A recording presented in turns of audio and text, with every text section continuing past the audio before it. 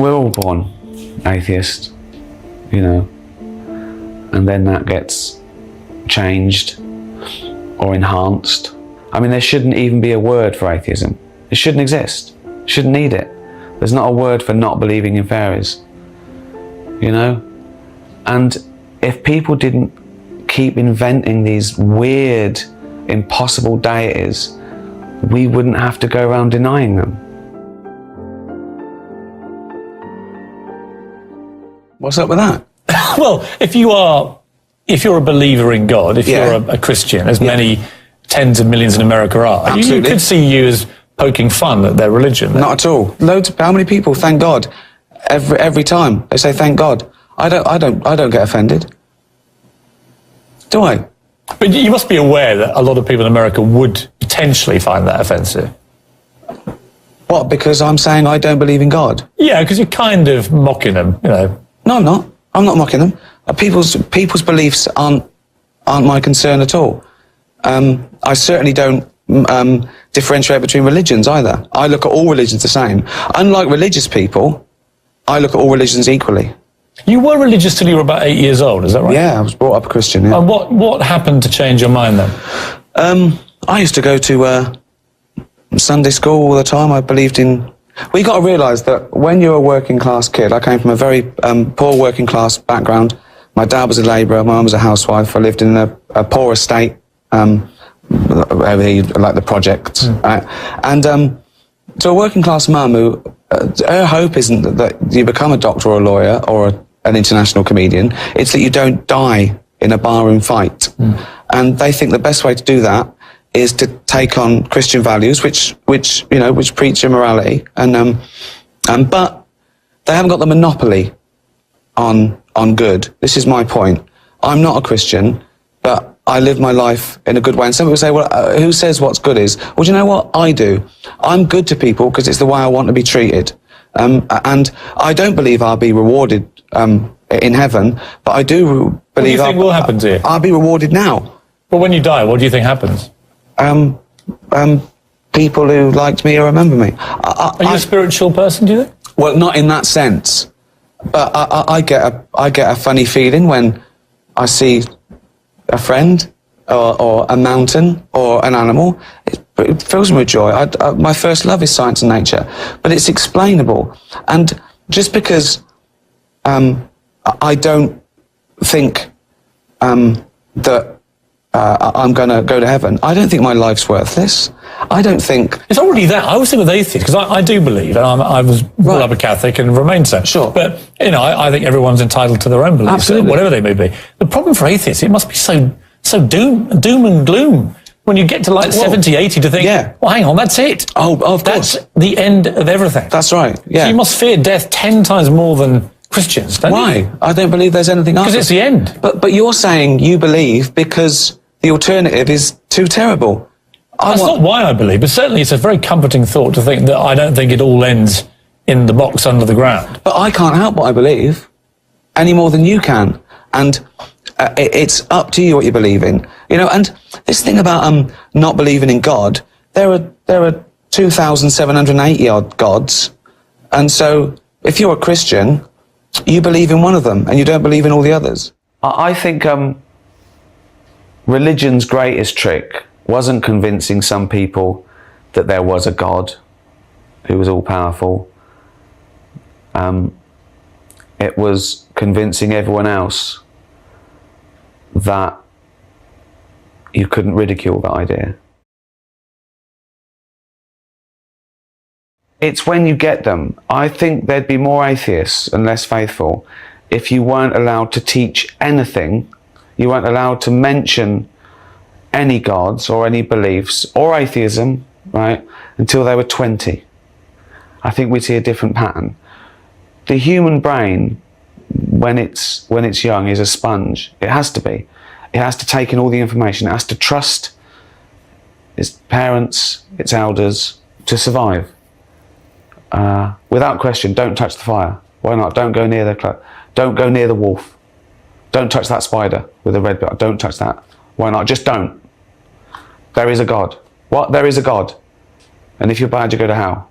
Okay?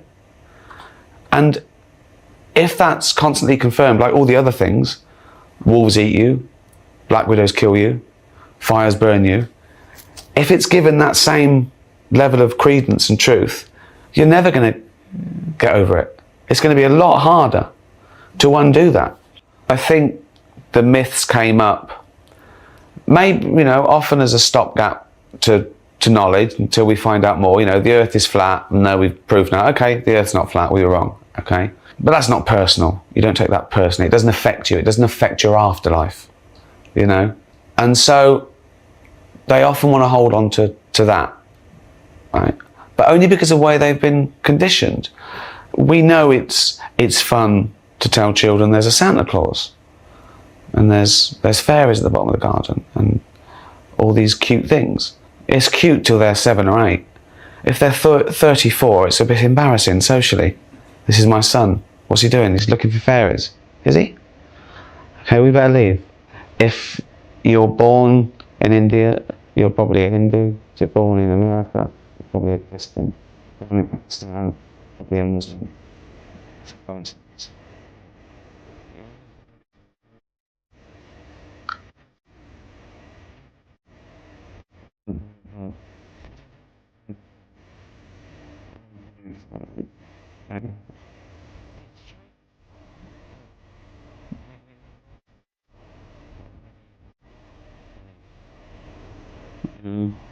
Where did the universe come from?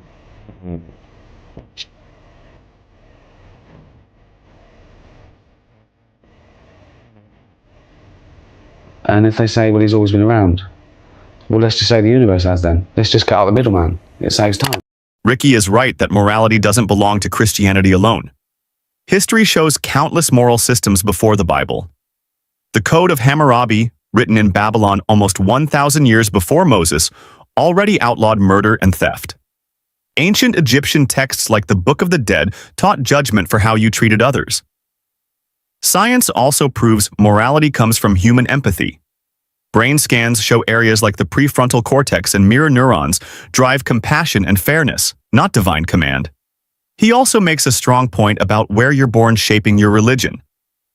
Pew Research confirms that nearly all people inherit their parents' faith, meaning a child in India grows up Hindu, in Pakistan Muslim, and in the US Christian. That proves faith is geography, not truth. Even the Bible admits this inconsistency. Exodus 25 says, God punishes children for the sins of the parents, which sounds more like cultural inheritance than free belief. And the question of who made God remains unanswered. Christian theology claims God is eternal, but if you allow that, you can also accept the universe as eternal. Modern cosmology even explores quantum models where the universe doesn't need a creator. The Big Bang Theory, supported by cosmic background radiation and redshift data, explains the beginning of space and time without invoking a deity. We're all born atheist, and then that gets changed or enhanced. I mean, there shouldn't even be a word for atheism. It shouldn't exist. Shouldn't need it. There's not a word for not believing in fairies, And if people didn't keep inventing these weird, impossible deities, we wouldn't have to go around denying them.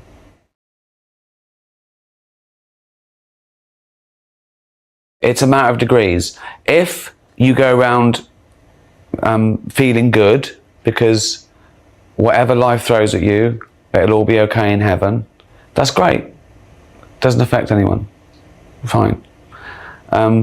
If you pray that you'll do well at work and then you try hard and do well at work and you believe it was the praying, fine. We know it wasn't. We know the praying was irrelevant. We know praying without actually doing anything doesn't do anything. Praying and then working towards something. Praying to me is like making a list. That's all it does. It may even motivate you. It may even, it's getting your thoughts clear. Thinking there's someone hearing you and changing stuff, that's something else. But again, it's still not harmful. But if you start doing crazy stuff because God's telling you to, that affects me. I've got to stop you there. And if someone goes around saying there is a God and bad people go to hell, fine, doesn't affect me. If they go around saying there is a God and bad people go to hell, I'm going to help God send them to hell by stoning them to death. Whoa, he doesn't need your help. He's all powerful. Chill out. God's got this one.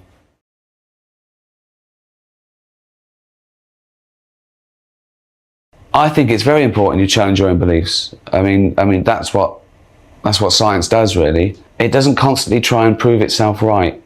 It follows the evidence, whatever that is. In fact, it tries to prove itself wrong. It doesn't sulk. When science thinks something and then it discovers it was wrong, it doesn't sulk because it found that out too. It's a question I often get, that people say, well, you're an atheist, you're closed-minded. No, I'm not. That's a strange thing to say. I think the opposite is true. I'm going to always follow the evidence, whatever that is. And they say things like, if someone proved to you God existed, would you believe? Well, of course I would, by definition. In fact, it would be the greatest scientific discovery of all time. Scientists would celebrate. They'd run round. At the moment, we have no evidence for the existence of any God or anything supernatural. Never have.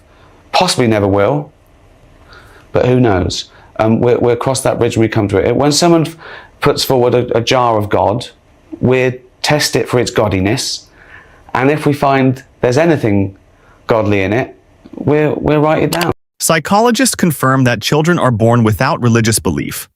Faith develops later through teaching and environment. A 2017 study in cognitive science showed that religious concepts only take root when children reach an age where authority figures introduce them. This matches the global pattern. Religion overwhelmingly aligns with geography, not truth. Prayer has been tested scientifically, and results show no supernatural effect.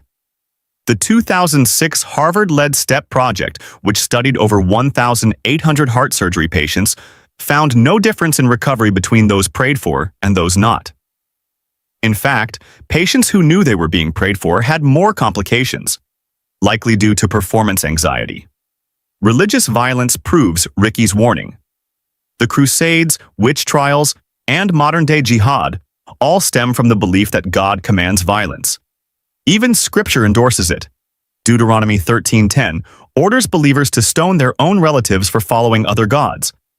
This shows how faith can justify actions no moral society would otherwise accept. By contrast, science is self-correcting. Newton's physics was replaced by Einstein's relativity, and both are now extended by quantum theory. No priest has ever revised Scripture when proven wrong. That's why science remains open, while dogma stays closed. I get asked questions like, well, what do you think it feels like when you're dead? And I always say, well, what did it feel like for the billions of years before you were born? Like that. And there's also this strange thing that I get from faithful people. Why don't you believe in God? Well, that's a very strange question. Why don't you believe in God? Well, you came up with it. Why would I? As to saying I don't know, well, if you're agnostic about God in all his glory and in all his impossibility, you've got to be the same about Santa. You have got to say, I don't know. I want to say to an agnostic, what's your best guess there? Go on, have a punt. In fact, I don't ask agnostic. I don't say to agnostics, is there a God? I say, do you believe in God? Now, you can't say I don't know to that question, because if you say I don't know, you're an idiot. What you don't know if you believe or not. And I had this discussion with someone on Twitter, actually, and he said, well, that's not true, because I can ask you, am I wearing a red jumper? And you have no way of informing your guess. And that's true. But now ask me if you're wearing a red jumper that created the universe. Now I can have a little guess. No, you are not. It's mental. If you throw a load of coins on the floor, no one arrangement is more amazing than another. And it's sort of like they work backwards. Because this is what happened, this is what we think is perfection. So we try and we can't get around the fact that it's crazy. We've got two eyes. That's exactly where I put them. You know, these are brilliant. This is exactly, if I was making a person, I'd make it just like me. And it's hard not to think there was a will to it, but there wasn't. Because anyone who follows you on Twitter, and you have a huge following, they'll know that you are a pathological atheist, and therefore the thought of death is very final for you. And for me, as a good Irish Catholic boy, it's the start of something new and glorious. For you, that's it. For me, it's the end of something glorious, so I have to pack it all in. But, you know, I'm not depressed about it. I don't want to die any more than anyone else. And I think there's this strange myth that atheists have nothing to live for. It's the opposite. We have nothing to die for. You have more to live for. We have everything to live for. Yes. Yeah. I would imagine you have a more focused attention to life because you think it ends when you die. I think it's precious. I think it's beautiful. I think the world is amazing. I love people, animals, art, every hobby. I can't believe my luck that I'm alive for these 70 or 80 years. Might be less. Wait, you know, I'm not long for this world. My nan used to say that. She lived till 83. I think it was 40 years ago going, I'm not long for this world. What are you said the things you like. What are the things that really annoy you? Only two things really, really make my blood boil, I suppose. I suppose in general, as I get older, injustice. Injustice quietly makes my blood boil. Either personal, social, political, personal.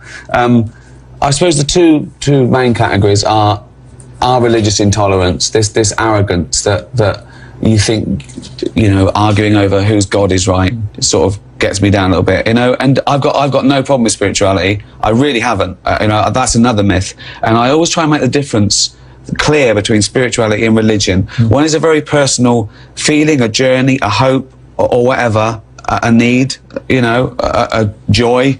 And the other is an organised body that uses that for power and corruption in many cases. In many cases. And I don't have either, but I suppose I think that when it affects me, that's when I have a say in it. And religion affects me. Religion's very real. Spirituality, it doesn't really affect me. I find it as an irony, isn't it, when the people that attack you on Twitter for challenging them about their religious beliefs, they show the total disrespect to you for what is your belief. Your belief is you're an atheist and you just don't happen to believe in a deity or a god. I can respect that completely whilst choosing myself to have a different belief. Of course. And you get very intense on Twitter. I mean, you get into proper battles with people. Yeah. Why do you take it so... But it looks like battles. At home, I'm smiling. Oh, you always... Oh, God, when someone's arguing with me that the Earth is 5,000 years old, yes, I'm smiling. Yeah, of course I'm smiling. You know, the fundamentalist view of the creation of the Earth is rather like an episode of the Flintstones. So I have to laugh at those sort of things. How does your atheism, which you're passionate about, how does that play with your American audience, given that so many people in America are God-fearing people and probably take exception to it? Well, they shouldn't. We talked about this last time. Why should they take offence that I don't believe in their God or any other God? And I'd say to them, you know, tell me the reasons why you don't believe in all the other gods, and that's the reason I don't believe in yours. And I've got nothing against people believing in God at all. Cognitive science shows Ricky is right about death being like before you were born. Neuroscientists explain that consciousness arises from brain activity, and when the brain shuts down, awareness ends. That's why brain damage can erase memory, personality, or the sense of self. If an immaterial soul existed, brain injuries wouldn't change who we are, but they do. On agnosticism, philosophy backs Ricky's view. Bertrand Russell's celestial teapot argument explained that if someone claimed a teapot orbited the sun, the burden of proof isn't on others to disprove it. The same logic applies to God.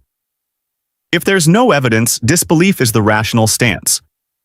The design claim that eyes or the body are perfectly made is undermined by biology. The human eye has a blind spot and is wired backwards, unlike an octopus eye, which is more efficient. The recurrent laryngeal nerve in giraffes loops 15 feet out of the way instead of taking the direct route. These flaws show evolution, not intelligent design. As for religion causing harm, history is filled with it. The 30 Years' War killed over 8 million in Europe. Sectarian violence in Northern Ireland lasted decades, and today, blasphemy laws in countries like Pakistan still sentence people to death. Even Jesus condemned religious hypocrisy. Matthew 23 describes Pharisees using belief for power and control, echoing Ricky's warning about organized religion. So here's the question. If morality, meaning, and awe can be explained by science, history, and human nature, why keep clinging to ancient texts that divide us? Let me know what you think in the comments. And if you found this breakdown helpful, make sure to like, subscribe, and share so we can keep unpacking these big conversations together. I want to make it very clear that I'm not postulating a sort of God of the gaps this evening to plug up holes in scientific knowledge.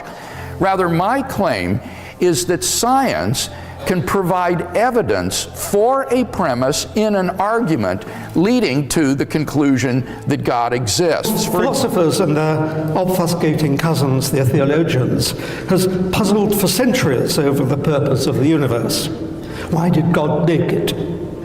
Boredom with absolutely nothing? Anxious for admirers? Keen that we should have the pleasures and the pains of existence? The trouble is, there is absolutely no evidence that the universe has any purpose whatsoever. Now, as you've just heard, some assert that the universe can spring from a quantum fluctuation. That may be true of a daughter universe, for an already existing mother universe has physical laws and a richly propertied vacuum. But when there is absolutely nothing, there are no physical laws, no quantum fluctuation. It's an empty term for the emergence of an original universe.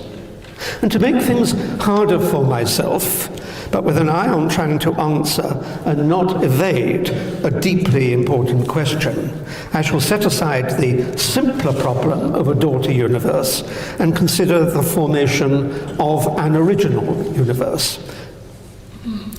Did that original universe, although perhaps contingent, have to be caused? You have to realize that physical laws, which are summaries of observed behavior, come into existence as a universe comes into existence. That includes issues of causality. It is naive in the extreme to extrapolate our own experience of causality, which is essentially the working out of the consequences of physical laws, to an era before those laws existed. It is entirely possible that the unique event that marked the inception of the physical laws was itself an uncaused event. And what science has to do, in due course, is to discover how absolutely nothing can tumble into being and become apparently something. Is there any reason to believe that it might succeed? There's no doubt that it's actually edging towards that goal by burrowing back in time to discover that there was what there was immediately after the creation event. Look how far it has come in the past 100 years. We're starting to be confident about what first appeared, and we're certainly becoming aware of what needs to be known, such as refinements and perhaps replacements of general relativity and quantum theory. Once we know the nature of the newly formed universe, we can begin to speculate, as some actually already have, about the nature of the events that has given us the impression that there is something here in place of absolutely nothing. To say that we now have any knowledge at all about how it could happen would be a lie. But to say at this stage, and after so much progress, that God did it, would be a premature admission of defeat. There is currently no need for a creator God. Secondly, fitness. One role of God, it is argued, is to choose the values of the fundamental constants so that images of him can emerge. I will discount the evidence that God has an apparently greater interest in ensuring the presence of gas and rocks rather than organisms, and concede the fact that this universe has properties that allow for the emergence of life. There are two principal arguments that throw into doubt that a thoughtful God was involved in the design of the universe.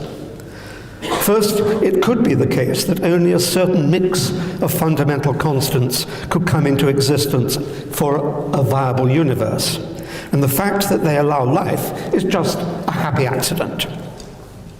Second, it could be the case, and theoretical models give some credence to it, that ours is not the only universe. And if there is more than one universe, then there is no obvious reason why there is not an infinite number of universes. Why stop at 2? Why stop at 42? It could be that all those universes have the same mix of fundamental constants, each one allowing life. Or it could be that the fundamental constants take random values, and it is inevitable that one, or even an infinity of them, permits the emergence of life. No design appears to be necessary, and an argument that posits an essential designer God is lazy rather than convincing. There is currently no need for a designer God. What Atkins is saying lines up with modern cosmology. Quantum physics shows us that particles can emerge from what looks like nothing. The Casimir effect is one example, where measurable forces arise in a vacuum due to quantum fluctuations. Physicists like Stephen Hawking and Lawrence Krauss have argued that universes can originate from quantum states without needing a divine push. When Christians claim God fine-tuned the universe, it ignores two things. First, the universe is mostly hostile to life. 99.9999% is empty space, radiation, and gas. If it was designed for humans, it's a very inefficient design. Second, theories like eternal inflation and string theory predict multiverses, where different universes could have different constants. In that case, life existing here is just statistical inevitability, not evidence of design. Historically, invoking God to explain gaps in knowledge has failed. People once believed lightning, disease, and earthquakes were divine acts until science explained them. This is exactly what God of the gaps thinking looks like.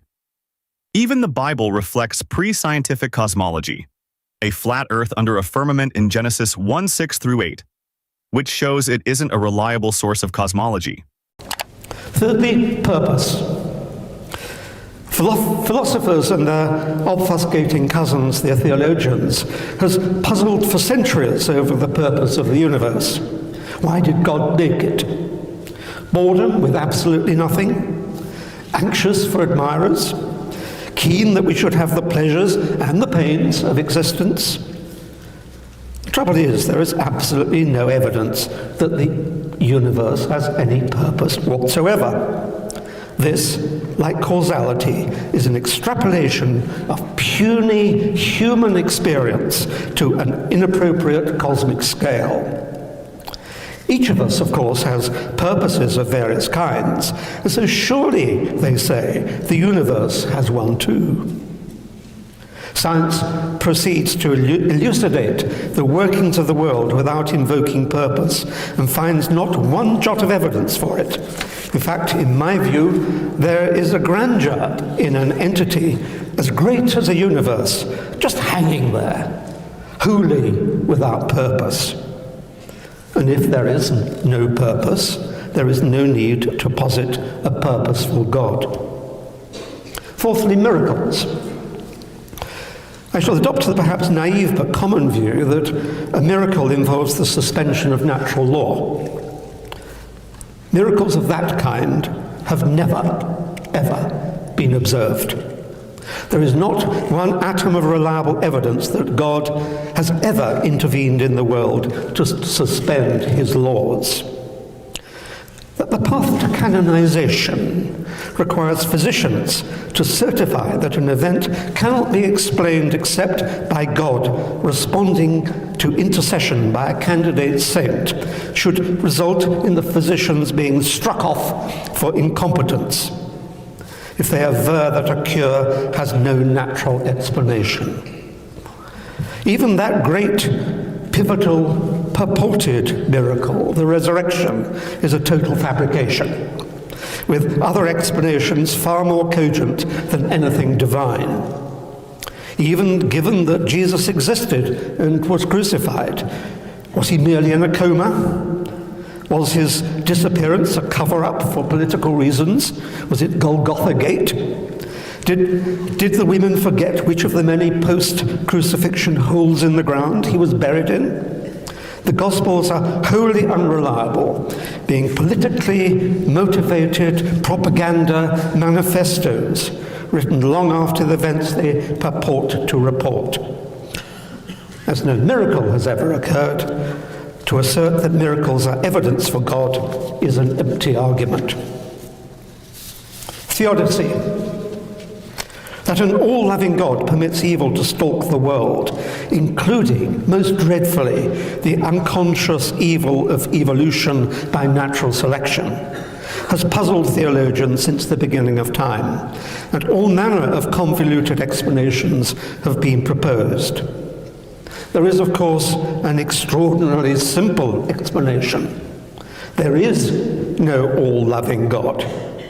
Indeed, to anyone with an open mind, the existence of evil, the torment, accident and neighbor visited upon the innocent, is in fact evidence against the existence of God.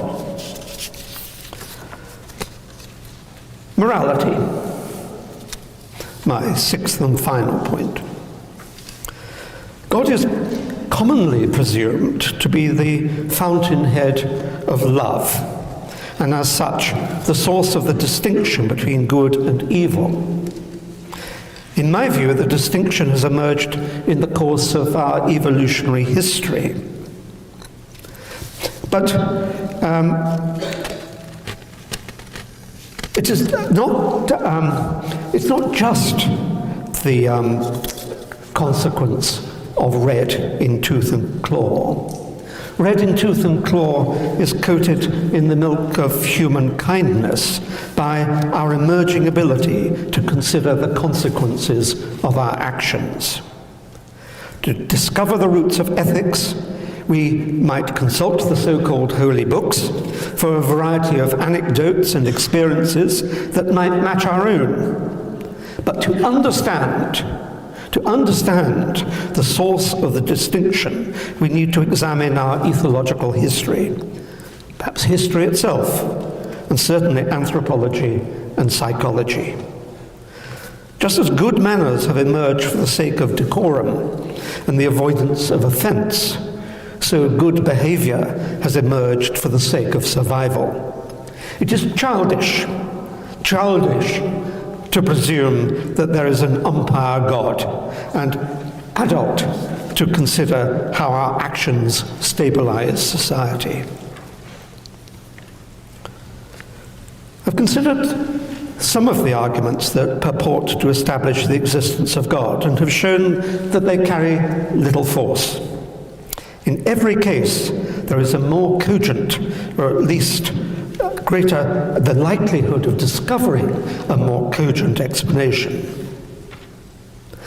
I can understand why the notion of God has arisen and persisted, for it provides a simple, purported explanation of great matters. It is a comfort blanket for the anxious and deprived, and it is a powerful weapon of control.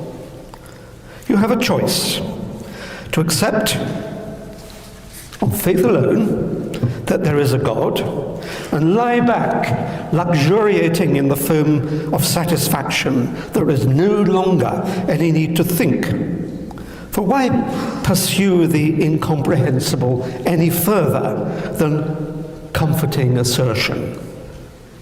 Or you can take delight in the power of the collective human intellect, an intellect that burrows into experiences is currently in hot pursuit of comprehension on this side of the grave and adds to life the delight of true understanding. Thank you very much. When Atkins points out that the universe shows no purpose, science backs that up. The cosmos is mostly chaos, supernovae, black holes, and endless void. If there were a divine plan, it's strange that 99.9% of creation is hostile to life. Miracles don't solve this problem either. No verifiable miracle has ever been documented. The resurrection, often cited as proof, is recorded in texts written decades later, with contradictions between Gospels and no independent evidence. As David Hume argued, it's always more likely the testimony is flawed than that natural law was suspended. Then there's the problem of evil. Earthquakes, disease, and the brutality of evolution all suggest indifference, not divine love. Even Christian thinkers like Augustine struggled with this, but their answers never resolved why innocent suffering is allowed by an all-powerful God. Finally, morality is better explained by evolution in society than by religion. Studies in evolutionary psychology show cooperation and empathy helped humans survive long before Christianity existed. And the Bible itself permits slavery and violence, proving it's not the source of universal ethics. First, that there are good reasons to think that theism is true, and secondly, that there are not comparably good reasons to think that atheism is true. Now let's turn to that second contention, that there are not comparably good reasons to think that atheism is true.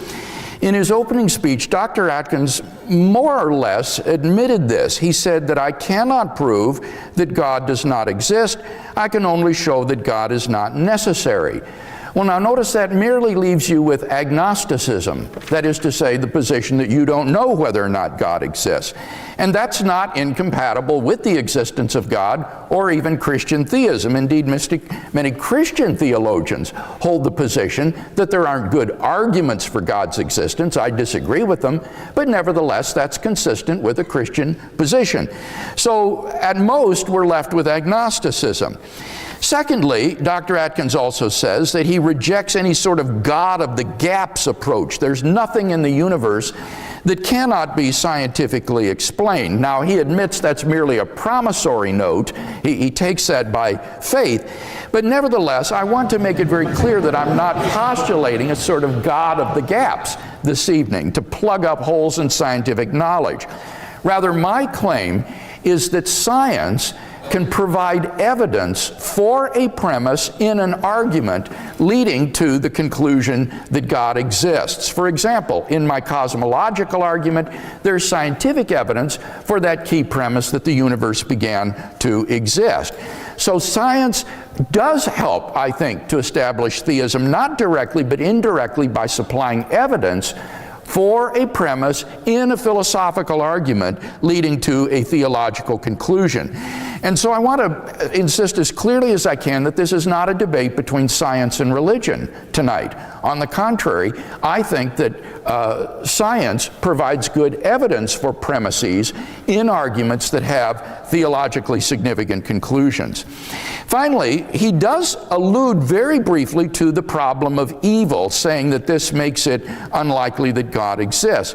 Now, what Dr. Atkins seems to be saying here, although he didn't flesh out this argument, is there's some kind of an inconsistency between the statement God exists and evil exists. But the problem is those two statements are not logically contradictory with each other.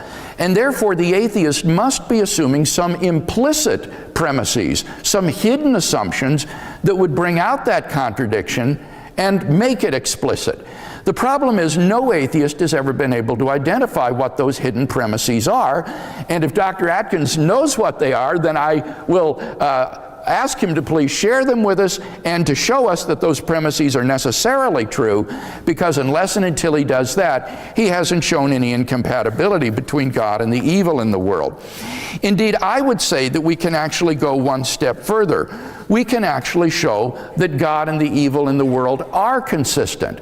To do that, all you need to do is find a third statement that is composable or consistent with God's existence that entails that evil exists. Here's such a statement. God has morally sufficient reasons for permitting the evil in the world. As long as that is even possibly true, it shows that God and evil are logically consistent with each other. So Dr. Atkins would have to show us that it is impossible that God could have morally sufficient reasons for allowing the evil in the world.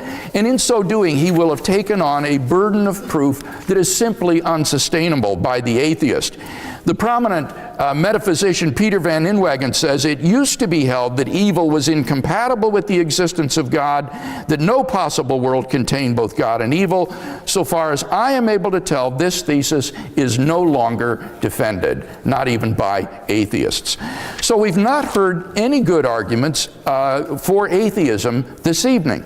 What about my arguments on behalf of theism? First, I argued that the origin of the universe points to the existence of God.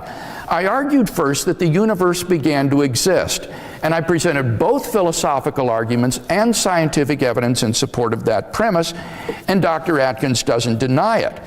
Then I said, if the universe did begin to exist, then there was a transcendent cause of the universe which brought it into being.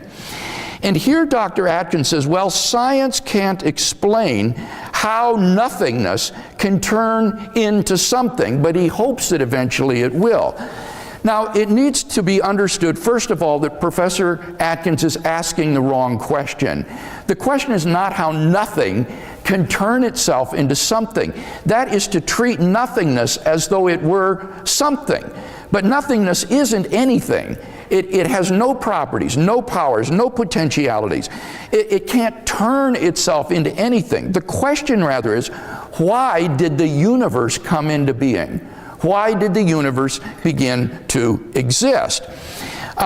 We're looking for a cause of the universe. And what Professor Atkins says in his book on being is that, in fact, the universe never really began to exist because nothing exists. He says the positive and negative energy in the universe balance each other out, and thus on balance there is zero energy, and therefore really nothing exists. Not you, not me, not Professor Atkins, not the universe. Nothing exists, and therefore there's nothing to explain. Now I want to say, first of all, this is a really bad argument. Just because there's positive and negative energy in the universe doesn't mean that therefore there's nothing. That would be like saying that if I've got 10 pounds in my wallet and I owe you 10 pounds, then in fact I've got nothing in my wallet, which is absurd. Just because on balance I have no financial statement of a positive nature doesn't mean I don't have any money or that money doesn't exist.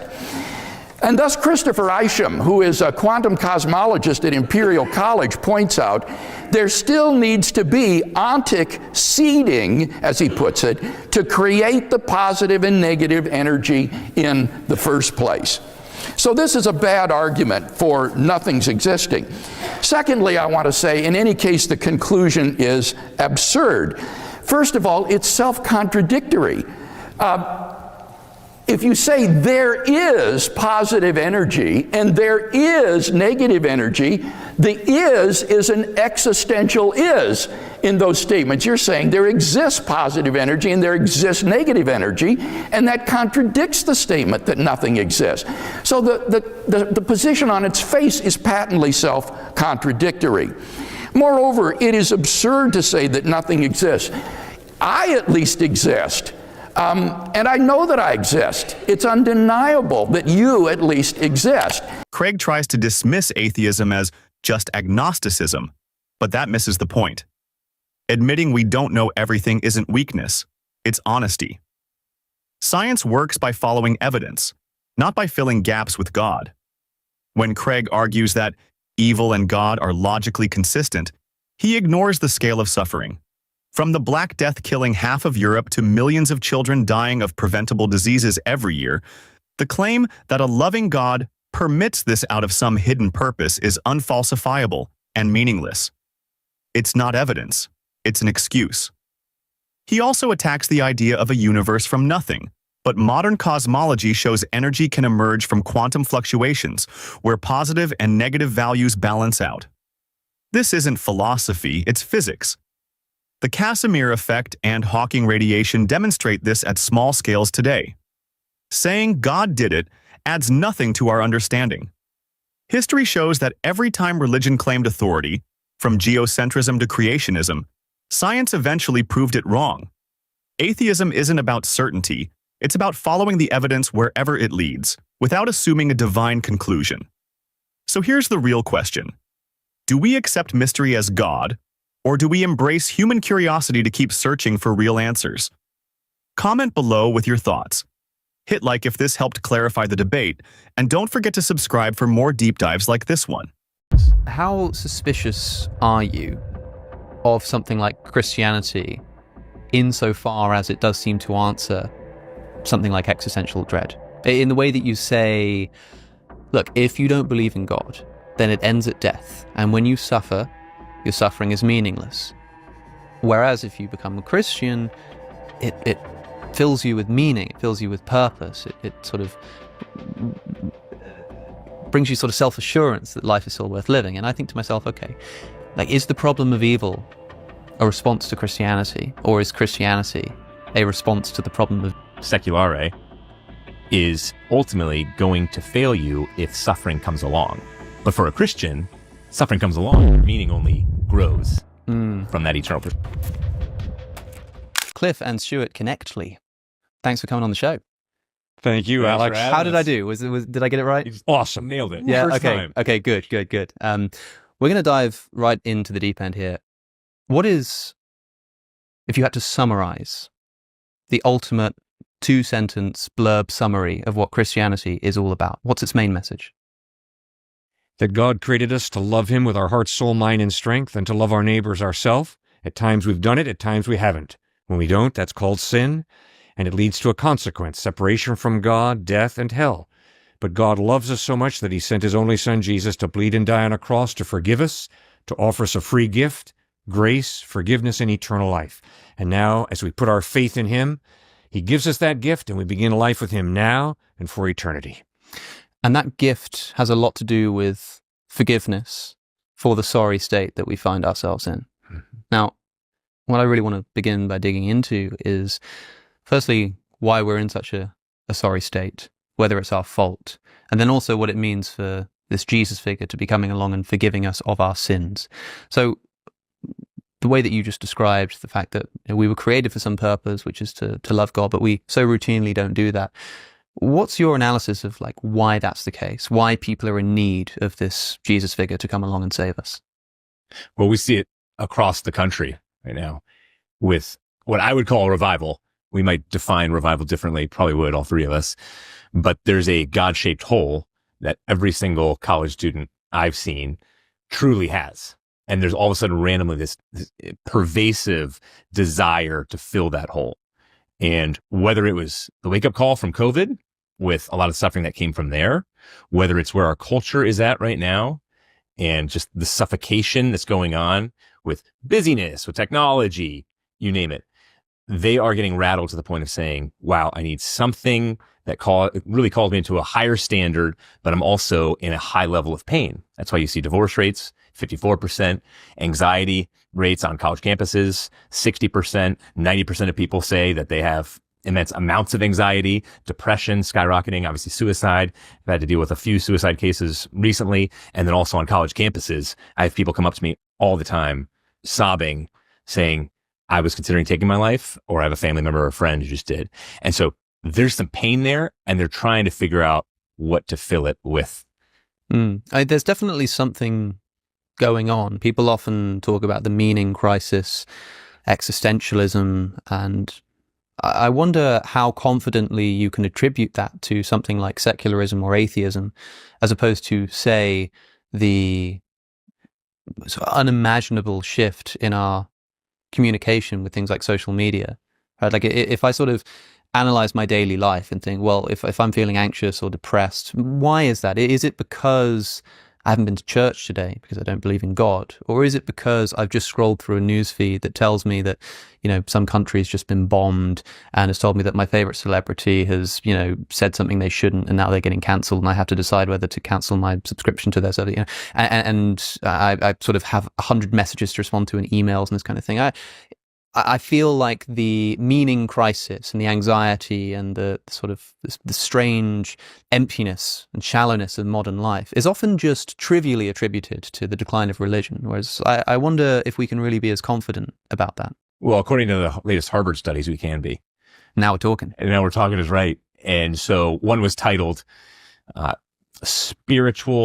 spirituality could be put into a pill, it would save endless amounts of lives. So Harvard has done 3 different studies over the last few decades on religion and mental physical health, and so longevity. And so the latest one was those who go to church, doesn't work with social clubs or anything of the like, church weekly, the women have a 60% higher chance of not remaining hooked on drugs. Emotional well-being skyrockets, longevity skyrockets, and those who bring their kids to church on a regular basis, those kids in their 20s have a much, much higher percentage of well-being, happiness, and flourishing. And the studies are longer than that. Like obviously altruism skyrockets for those who go to church and that sort of thing. So this is a very secular, slightly academic study that has shown this numerous times. So I think the meaning crisis, yes, it has a lot to do with church. I think you probably know Andrew Delbanco, who wrote The American Dream. He was a secularist, and he charted the history of the U.S. and showed how it wasn't too long ago when the nation really elevated God and church. And then it kind of shifted to patriotism and focusing on country and fighting for your country. So it's still something outside of yourself. But now secularism has poisoned our nation because it brings a high level of individualism and a focus on the self rather than something higher. And by doing so, that's why there's a meaning crisis, according to this sect. Christians often claim that the so-called meaning crisis is proof people need God. But when we look at the evidence, that claim doesn't hold up. Rates of depression and anxiety have risen sharply in the past 20 years, yet in the same period, the U.S. has remained overwhelmingly Christian. Over 65% still identify that way according to Pew Research. Clearly, losing faith is not the main driver. Instead, science points to social and technological factors. A 2019 JAMA psychiatry study showed teenagers spending more than 3 hours daily on social media doubled their risk of depression. Economic stress, inequality, and constant digital overstimulation explain far more than a decline in church attendance. Even the Bible admits believers suffer just as much as non-believers. Ecclesiastes 9:2 says, "All share a common destiny, the righteous and the wicked." And if attending church automatically brought peace, we wouldn't see so many pastors caught in burnout, scandal, and even suicide. History also shows religion isn't a safeguard against despair. Medieval Europe was intensely religious, yet plagued by war, disease, and mass hysteria like the witch trials. By contrast, today's most secular nations like Denmark, Sweden, and the Netherlands consistently rank among the happiest and healthiest societies on earth, according to the UN's World Happiness Report. Secularist. Yeah, there's a lot to say about secularism in the United States in particular. It's interesting hearing it framed in those terms. I mean, because one of my other thoughts on this is that something that Americans might have lost is that national identity. I've previously talked about how I watched sort of political debates from not even that long ago, maybe the 70s or 80s, and people are quoting the founding fathers like they're quoting hadiths of the Prophet Muhammad, as if it like settles debates, and there seemed to be this mythos around the founding of America and all of these stories and the almost religious art, that you see at the Declaration of Independence or Washington crossing the Delaware. And I thought to myself, well, maybe Americans are missing that as well. Maybe it's not so much the God stuff that's been tying them together this long, but that they have this kind of national story to identify with. But you would say that that's not the case. I heard a commentator recently, again, non-Christian, say that Christian nationalism is basically being spawned out of those who are not going to church regularly. So if you increase religion, you will do away with Christian nationalism. Interesting. But a far, far, far right fringe would be considered Christian nationalists. And they have assumed a political identity that they've deified. And so that has formed what we would call Christian nationalism. And that's why the term evangelical has been poisoned as well. Poor Billy Graham and others would be rolling over in their graves right now because that's not what they meant it to be. So that's what happens when you put nation ahead of everything else. My point is God is the only thing that can ultimately sustain the weight of your greatest desires and your meaning. You said secularism has poisoned our nation, your nation. Is it secularism or is it atheism? These are two different things. You can have a nation of atheists living in some kind of theocracy, right? But you could also have a nation of Christian believers living in a secular state. Do you think that would be as much of a problem? Is it the fact that they don't believe, or is it the fact that this is not sort of built into the institutions of government? Well, I like Charles Taylor in A Secular Age when he talks about the buffered self. Yes, yeah. And when you look at the buffered self, you are going to have to grab on to something here and deify it. And Infinite Jest as well, David Foster Wallace talked about, if you worship, everybody worships, he says, and obviously a strong atheist. Everybody worships. If you worship something finite, it will eat you alive. If you worship something infinite, it will sustain you no matter what and give you joy and happiness. So I think secularism, for me, there's many ways to define it. You probably know more than me, but one is nowism. It's like, what's happening now? There's no future now. And for me, Charles Taylor would step in and say, the buffered self, so there's nothing above you. And so you're going to have to find something, and it's typically yourself, to fall into to find ultimately your meaning and purpose. But if there's, again, with the buffered self, if there is no eternal perspective, if there is nothing above just death and the finite, then any meaning, purpose, and happiness that you gain here, nowism, seculare, is ultimately going to fail you if suffering comes along. But for a Christian, suffering comes along and your meaning only grows from that eternal perspective. Yeah, there are a few things to say. I mean, first is to ask, and maybe you don't know this, but this correlation between wellness and religious practice, is this about religion or is it about Christianity? I mean, do Muslims experience the same kind of thing? I mean, as far as I know, that's also the case, right? It's something not necessarily, we haven't got there yet, about Christianity or Christ, but something about the transcendent, something about religious communities coming together, something like that. Or is it something about Christianity that gives people this well-being? Yeah, that study was not done on mosques and other faiths.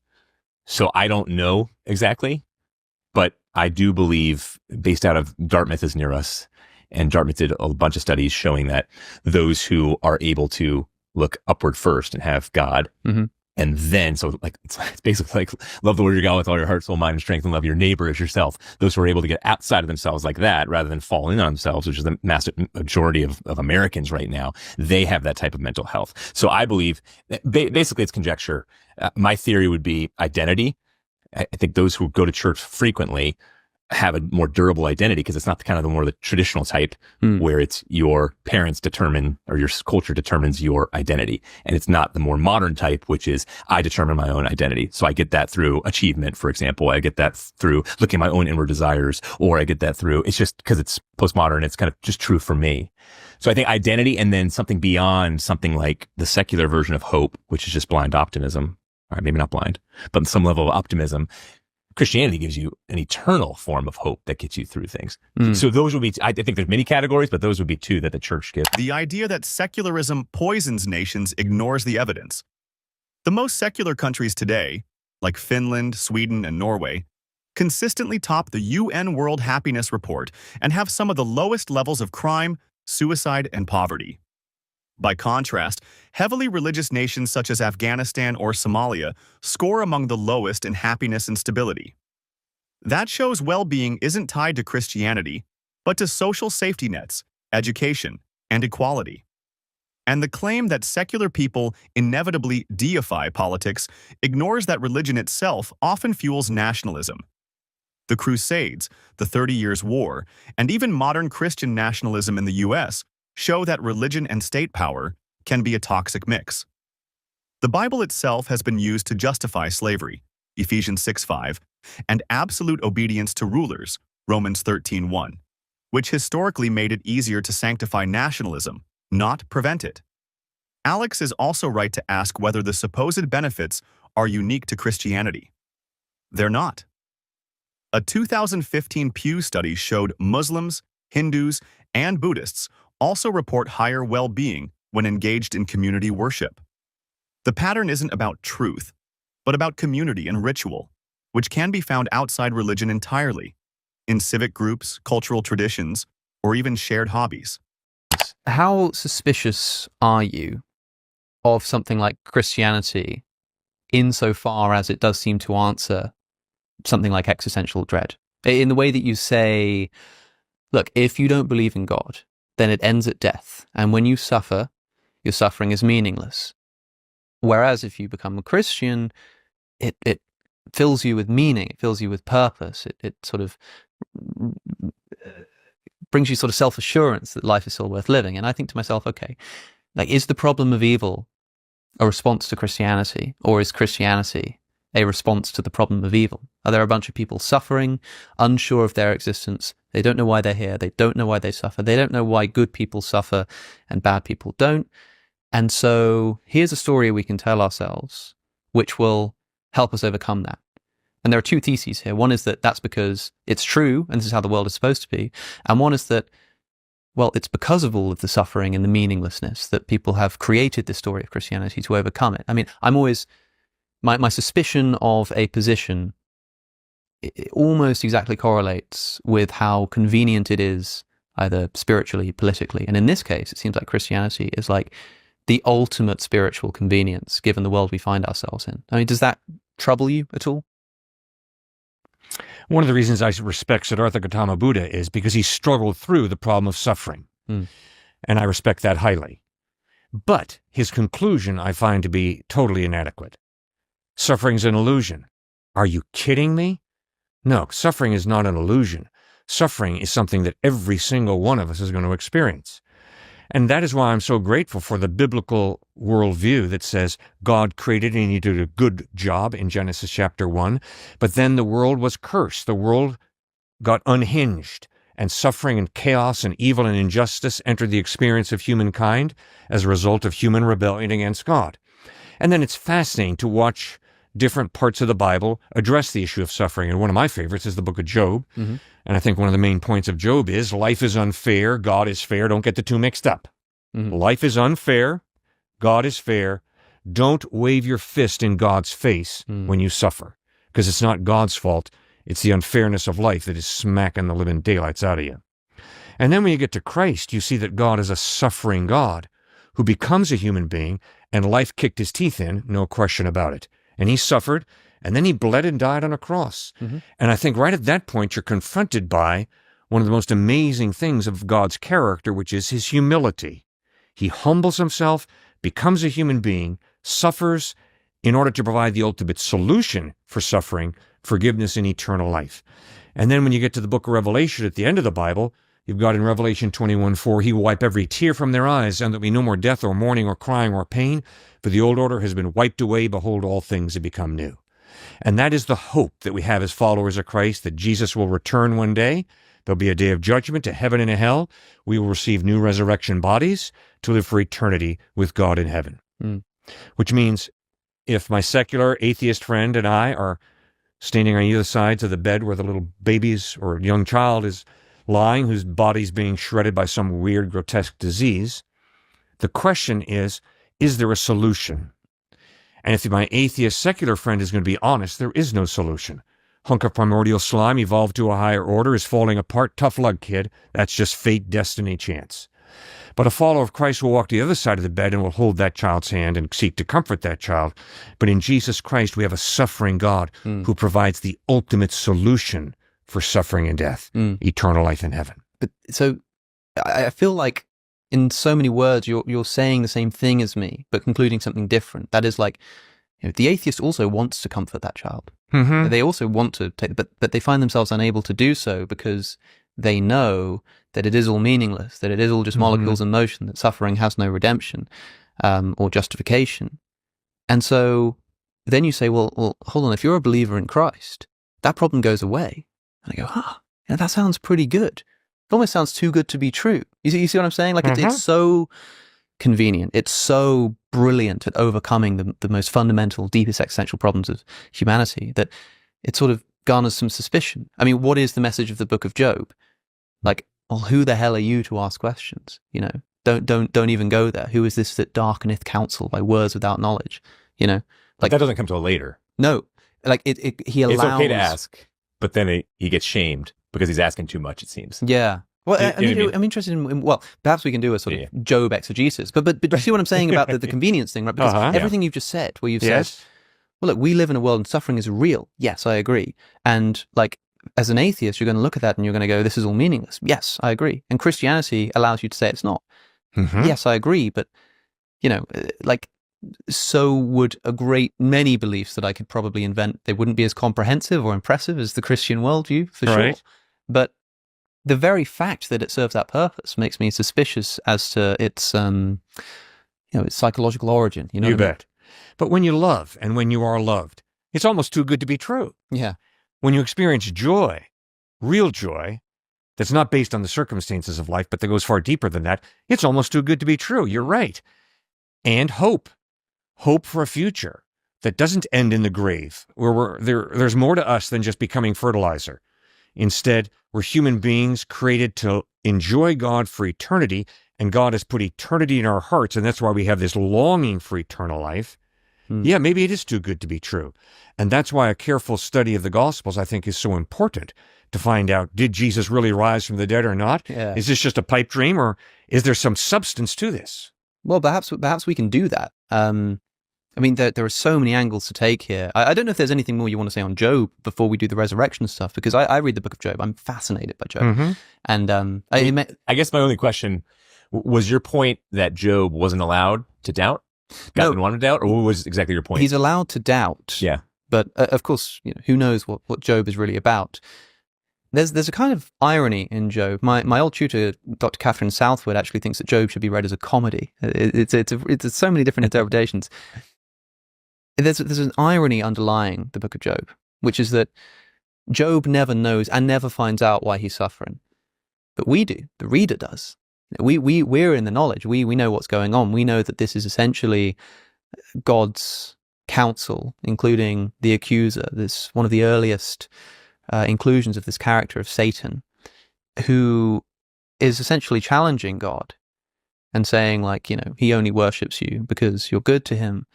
And Satan says, okay, give me some authority over his life. Let me do some things to him. And God allows him. And so he's suffering. And we know this as the reader. And Job is left with his friends to spend most of the book just like, what went wrong? What have I done? Could it be this? Well, you must have done a sin. No, that's not right. This isn't right. Until finally God speaks back and doesn't reveal the answer, but says, like, you know, who the hell are you to ask these questions? Who do you think you are? You know nothing about, like, or how the world works or how it was put together or anything like that. And then Job immediately, upon seeing this, repents in dust and ashes, right? And then he sort of gets a house back and he gets a new wife and kids, right? But wait a second, I think the solution there that God gives Job is not just shut up and don't ask questions. I think the real solution is the presence of God. God gives Job an overwhelming sense, I am with you. And I think that is where real comfort comes in this life, when we begin to grasp the fact that God is with me. No, he doesn't. You're right. He does not answer any of Job's intellectual questions, but he gives him a profound sense, Job, I am with you. And I think that is a crucial ingredient in a follower of Christ dealing with suffering. No, I ultimately don't know why my little niece died at the age of 7 in a horrible car wreck. But as I'm with my brother, who's a transplant surgeon, he's far more intelligent than I'll ever be. No, I can't answer those questions. Why didn't the babysitter see the stop sign? Why did the babysitter go right through the stop sign and a pickup truck just at 55 miles an hour goes crashing into the car, sending my 7-year-old niece to an early grave? We don't know why, but we do know that God is with us. And to know that God is with us, that he grieves with us, and that he's not just sitting on his hands, but he's going to provide the ultimate solution, I think that helps us tremendously when it comes to comfort and dealing with this incredibly difficult problem of suffering. But do you think that is the message of Job? I mean, if God had spoken from the whirlwind, yes, and said, Job, I hear you. You can't understand what's happening to you, but know that I'm here, know that I love you, then maybe. But he doesn't. He seems almost angry. He seems like, there's this one translation, it's sort of, I found this poetic translation, I wish I could remember who it was, but sort of tries to keep some of the verse of Job. And he has God say, instead of, gird up thy loins, I will question you, and you'll give me an answer. He says, stand up like a man. So I'm going to ask you some questions. Please instruct me. That's what he says. Yeah. Please instruct me. It's almost sarcastic, right? Because the feeling that you get from God here is like this terrifying rant, right? It doesn't scream love to me. It doesn't scream, hey, I'm with you, I'm holding your hand. It screams, you should almost be terrified into submission. Like Job repents in dust and ashes. He sort of falls to the floor. The image in your head is a dramatic one. It's not like Jesus healing the paralytic or something. It's not this nice Renaissance, happy, smiley image. It's this thunderstorm, this whirlwind. And so the message I get is one of God almost feeling that you have no right to answer. And that's why I do make that criticism that it's not that he's not allowed to ask questions, but it's almost like he has no right to do so. It's like when bad things happen to you, it's not just you won't be able to understand this, but you have no right to ask questions that you couldn't hope to understand the answer. When Christians say suffering only makes sense in their worldview, the problem is that their own texts don't actually solve it. Take Job. God allows a bet with Satan that destroys Job's family, health, and livelihood, all to prove a point. Then, instead of explaining the suffering, God responds with intimidation. Who is this that darkens my counsel with words without knowledge? Job 38:2. That isn't comfort, it's divine gaslighting. Even Revelation's promise that one day every tear will be wiped away. Revelation 21:4 doesn't explain why innocent children die now. It only kicks the can down the road. From a historical lens, religions across cultures have created similar, too convenient answers to suffering.